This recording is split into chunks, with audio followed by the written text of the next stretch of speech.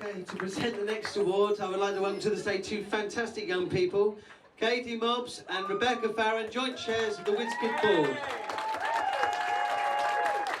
Hi everyone! Hi! It's fantastic to see everyone here today.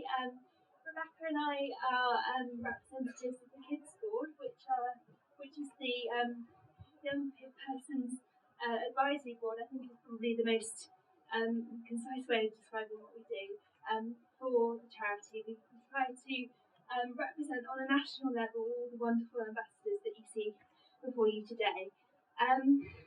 We're here to announce the winner of of a particular award, the Inspirational Role Model Award, and this is someone who the Kidz board we've taken the decision as a group, someone who has made a huge impact on the disability movement as a whole, and so we're going to kind of give you a bit of a covert run up to who we've chosen. Yeah. So, this person was born on the 26th of July 1969 and christened Karen Savina, and when I first adopted the name, by which she is now known today, when a younger sister declared that she was Tanni. As a young person, this our winner was described as very determined and as having a distinctly independent streak, and I'm sure you'll agree that that's not unlike a lot of the ambassadors that you see before you today. So after trying many spots at primary school, a winner found her niche of wheelchair racing, aged 13. And at just 18, she joined the British Wheelchair Racing Squad and was selected for her first World Wheelchair Games. From then on, the sky has quite literally been the limit, with many multiple Olympic awards and a career in journalism and latterly politics to boot.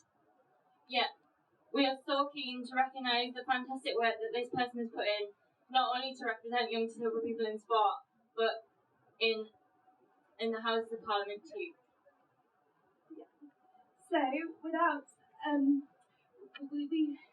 think before we go any further, we really want to just emphasise the fact that we feel that this person really epitomises what the life journey that Whizz-Kidz supports ambassadors to go through.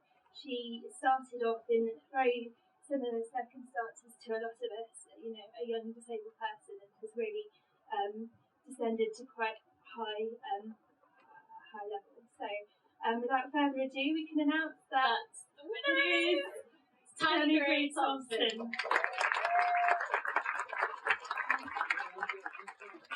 Now, unfortunately, Tanni can't be with us today, but we have got a little video.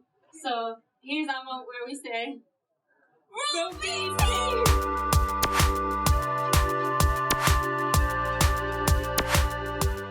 I'm really sorry that I can't be with you in person today to accept the award, but I just want to say a huge thank you to Whizz-Kidz for everything that you do in terms of changing attitudes towards disabled people, and also thanks to the Kidz board, who asked me some of the most challenging questions I've ever been asked about life as a disabled person, my work in politics and my life as a retired athlete.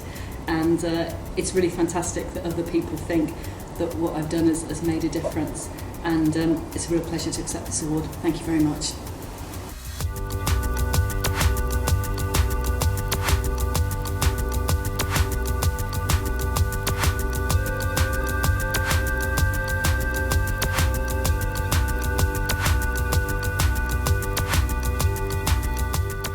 When I was growing up, there weren't very many disabled people in the media, and the portrayal of disabled people was pretty shocking.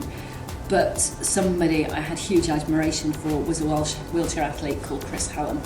And I remember watching him do the London Marathon in 1984, and he always wore very outrageous kind of leopard print suits, and he had sort of dyed blonde curly hair, and he was kind of quite edgy and quite exciting, quite controversial. There hadn't been sort of a disabled athlete before him that had got that kind of media coverage. And I remember watching him do the London Marathon and win. and saying to my mum, I'm going to do the London Marathon one day, and I was 14. And she kind of looked at me and went, yes, of course you are, dear. Just, yeah, marvellous, keep going. But that was the moment. I was already involved in athletics, and that was the moment I remember thinking, if Chris can do it, if Chris can break down those barriers, then it's something that I can do as well. And without Chris, we wouldn't have had the amount of exposure that we have in the Paralympic movement. We wouldn't have some of the support that we have for athletes now, because he just challenged everyone's view of disability in sport, and someone I have, even now, huge admiration for, because he tackled all those problems head on, and he didn't allow anybody to stop him doing what he wanted to do. For me, it's about not letting other people treat you differently because you're disabled. Don't let people discriminate against you or put you down or tell you about all the things that you can't do because you have a disability. My mum was brilliant, because when I was young, and the world was very different then, and you weren't allowed out into cinemas because if you were in a wheelchair you were a fire risk. My mother taught me to say to anyone who refused me entry because of being a fire risk, I've never spontaneously combusted before, and I'm not planning to do it today.